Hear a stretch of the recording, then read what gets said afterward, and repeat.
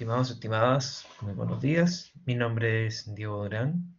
Yo seré su profesor en este módulo Modelos de Administración Pública. ¿Ya? Soy administrador público de profesión.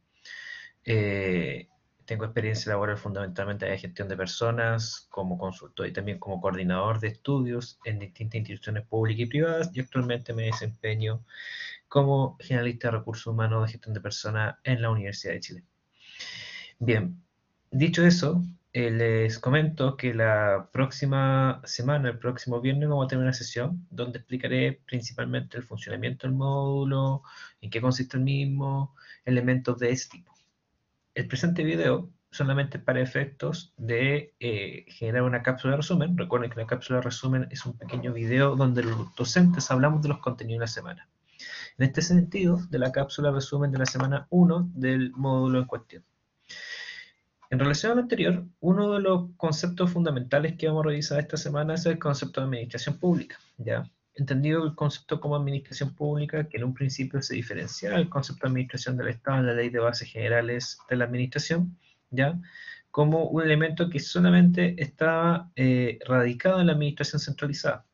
Pues bien, posteriormente la Constitución Política aclara esta duda y entiende la administración pública como una toda para la administración del Estado. En ese sentido, ¿ya? Cabe señalar que el diccionario de la Administración Pública chilena, ya que es un diccionario que se realizó a principios del año 2000, 2002, si no recuerdo, establece que el tema de la definición de la administración pública, propiamente tal, no existe un consenso propiamente respecto a la misma, en virtud de las diferencias epistemológicas respecto a su disciplina como una ciencia, como un arte, como una técnica, ¿ya?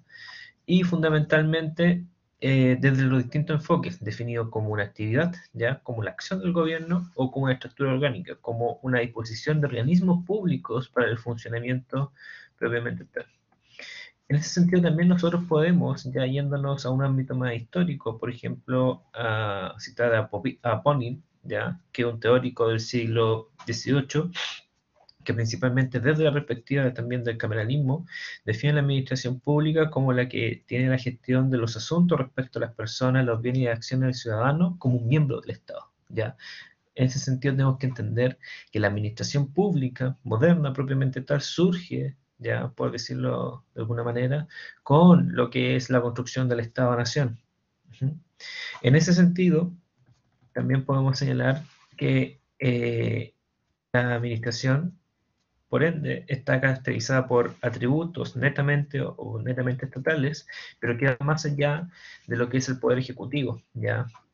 Va a un conjunto de los poderes del Estado, entendiendo, por ejemplo, una visión tradicional que los poderes del Estado son tres, tal como actualmente existe en Chile: legislativo, judicial y ejecutivo, ¿ya?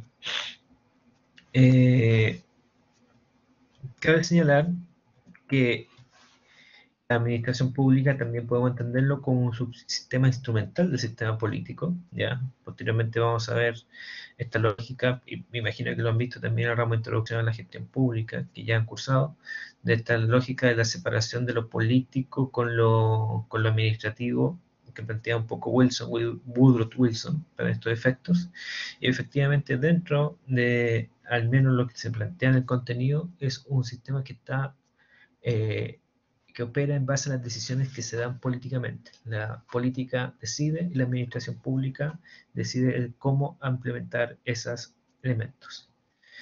Por último, también recordar que en materia de estos elementos, tal como necesité, de esta múltiple definición epistemológica, tenemos la administración pública como una ciencia, ¿ya? Dentro de la cual la ciencia de la administración ocupa un conjunto de saberes caracterizados de otras ramas de la disciplina, como la economía, como la sociología, como la ciencia política, para establecer un método de la administración propiamente tal de la gestión del Estado.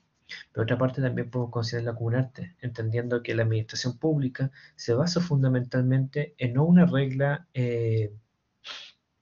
no en una regla universal, sino que responde principalmente a situaciones específicas que se resuelven con elementos en específicos, que es imposible generar este concepto de universalidad que tiene la ciencia propiamente tal, y que va principalmente en base a la destreza de quien ejerce la administración pública, o sea, de quien ejerce ese arte. Cabe señalar que un elemento fundamental ya de la administración pública es su diferencia con la administración privada, en el sentido fundamentalmente de este sentido de lo público, ya. Funcionarios públicos, fines públicos, patrimonio público, función pública, autoridad pública, responsabilidad pública, etcétera. Son todos elementos que en el fondo, a diferencia de otros, responden o son o tienen su origen en que le corresponden a la nación o les corresponde al ciudadano. Los fines públicos para los ciudadanos, personal público pagados con impuestos de las personas, patrimonio público que son de todos los ciudadanos y las ciudadanas. Es una principal eh, sentido de las diferencias entre ambos tipos de administraciones. Ahora bien, también nosotros podemos nombrar distintos principios ya de la administración pública, los principios orgánicos para estos efectos. A nivel general, por ejemplo, a nivel de Chile, la estructura orgánica de la administración pública está contenida en la Ley 18.575, la Ley Orgánica Constitucional de Base General de la Administración, donde define, por ejemplo, los poderes del Estado, que la organización de la administración la tiene como jerarca máximo el presidente o presidenta de la República, que el Estado constituido por ministerios, gobernaciones, órganos y servicios públicos y también órganos de carácter constitucionalmente autónomos como la Contraloría General de la República, el Banco Central, los gobiernos regionales, las municipalidades, las Fuerzas Armadas de Orden, etc. ¿Ya? En ese sentido, cabe señalar que ya como principio propiamente tal, más allá de su estructura, estas instituciones todas se deben al principio de la juridicidad. O sea, ninguna de ellas está por sobre la ley. Tienen que mover en sus acciones dentro de la ley. Y también intentan promover el bien común. ¿Ya?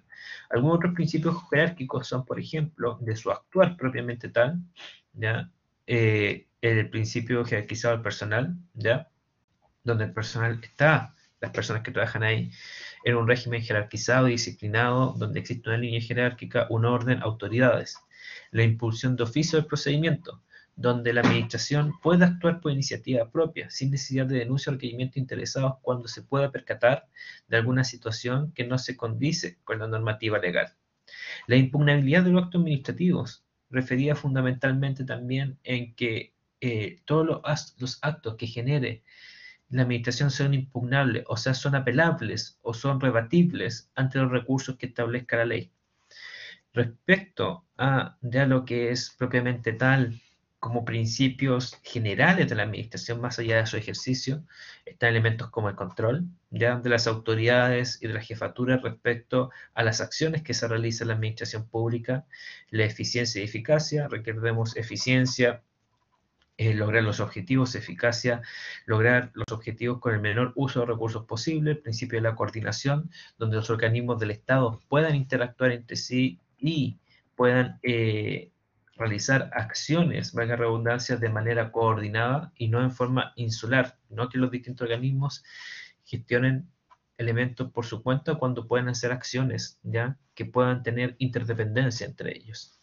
Algunos otros principios éticos, como la responsabilidad, el Estado responsable, por ejemplo, de todas sus acciones, incluyendo, por ejemplo, los daños. Ante un caso de daños, el Estado debe responder para esto.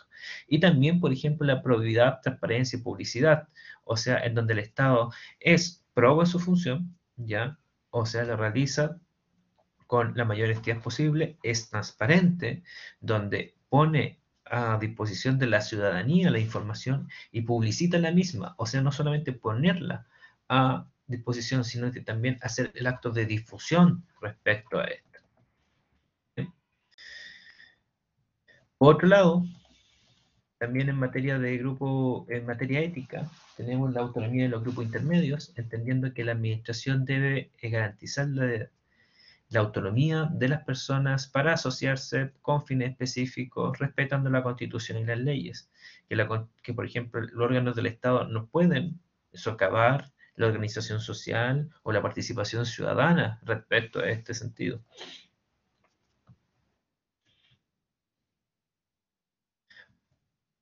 Eso respecto fundamentalmente a lo que son los principios, ¿ya? Respecto a un concepto fundamental que es el concepto de servicio público, ¿ya? Podemos señalar que los el concepto de servicio público, según la propia ley 18.575, es satisfacer las necesidades colectivas de manera regular y continua, ¿ya? De hecho, los organismos del Estado, la propia Constitución de la República dice que les corresponderá, ¿ya?, a los organismos del Estado satisfacer las necesidades del bien común. En esta misma lógica, ¿ya?, el carácter exclusivo de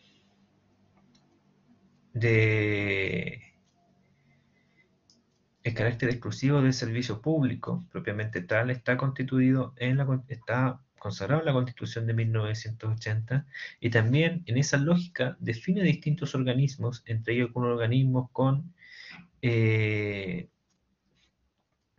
algunos organismos con autonomía constitucional, como la Contraloría, como el Banco Central, para que puedan desempeñar este bien común o este servicio público más allá de las limitantes o más allá de las directrices que puede establecer un gobierno de turno. En ese sentido también, el gobierno, ya, en este caso el presidente de la República, tiene la autoridad en base al presupuesto fiscal, ya, y con exclusiva responsabilidad de generar distintos elementos para la ejecución de las políticas públicas que permitan la realización de los diferentes elementos que permiten el bien común a través de lo que es el servicio público. Recuerden que, por ejemplo, el gobierno tiene la iniciativa única para proponer leyes que impliquen presupuesto público en la materia, ¿ya? Vamos a ver, por ejemplo, en otras cátedras, como ejecución presupuestaria, donde se determina eso. Cabe señalar que también existen dos elementos o dos visiones por las cuales uno puede entender lo que es servicio público. Una visión orgánica, donde es netamente la actividad estatal bajo su control, bajo su estructura, y una actividad de carácter funcional, donde el fin del servicio público es simplemente satisfacer las necesidades públicas, ya sea a través del Estado u otros actores. Cabe señalar que los servicios públicos, propiamente tal, como estructuras que prestan un servicio público, ya recordemos que tenemos el concepto de servicio público y estructuras que trabajan para desarrollar esa acción, tienen que tener algunos principios fundamentales como la generalidad, que todos puedan tener derecho al uso de los servicios públicos, la uniformidad e igualdad en el trato, que los servicios públicos se presten de manera continua y regular, que es deber de las autoridades prestar servicios a la ciudadanía que son persistentes, ¿ya?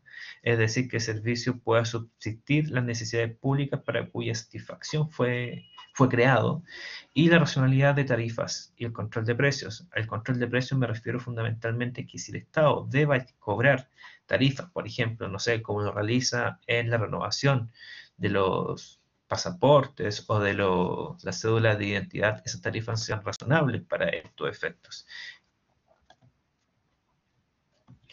También, por ejemplo, que tiene un régimen jurídico especial, la administración del Estado tiene un régimen como son los estatutos, como la ley de base, como en la Constitución, que no aplica necesariamente al sector privado, y que principalmente los servicios públicos se rigen por la función pública, o sea, el servir fundamentalmente a otros y otras.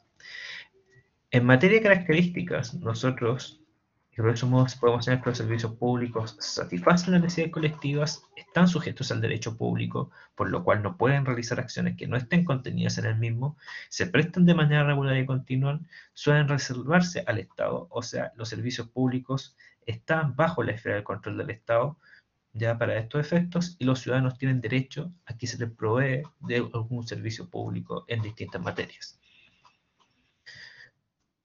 También podemos nosotros caracterizar los servicios públicos. Servicios públicos esenciales y no esenciales son aquellos que, de no existir, ponen la existencia misma del Estado y también de la vida en sociedad.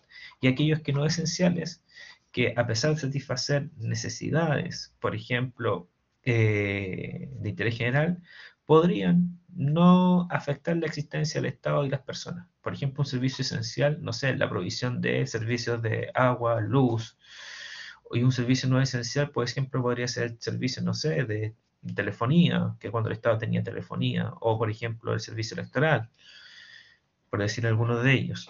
También están aquellos que son permanentes y esporádicos, son aquellos los permanentes que se prestan de manera regular. Aquellos que son esporádicos son aquellos que, por ejemplo, prestan un servicio que no se realiza todos los días. Por ejemplo, construir un puente. El Estado no todos los días está construyendo un puente en el mismo lugar, sino que lo construye específicamente por una necesidad específica. Y también por el origen del órgano o poder público o ente de la administración que los presta. Pueden ser estatales, ministeriales, regionales, municipales, etcétera.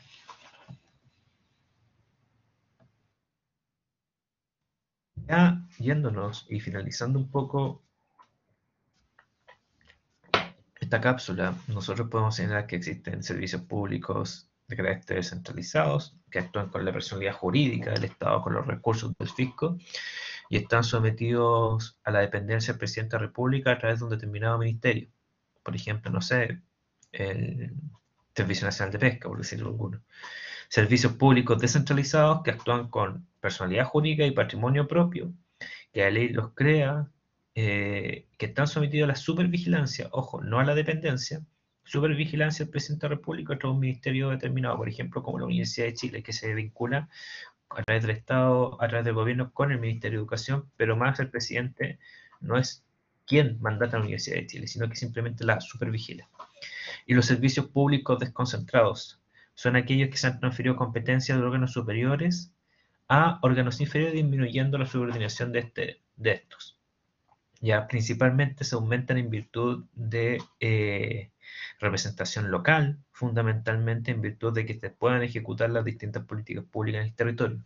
Un ejemplo claro y un ejemplo tradicional de servicios públicos desconcentrados son las secretarías regionales ministeriales, las CEREMI, que realizan las labores que realizan los ministerios, pero en la región.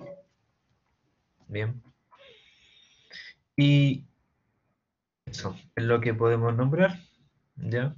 Solamente, quizás para finalizar, indicar que sobre la estructura y organización de la administración pública chilena, el Estado de Chile es un Estado unitario, ¿ya? Es un Estado que tiene subsecretarías, que está el presidente de la República, el Poder Ejecutivo, ministerios, como un órgano de segundo elemento, subsecretarías y servicios públicos. También tiene entidades, por ejemplo, como empresas públicas, universidades y los elementos de los poderes judiciales y legislativos.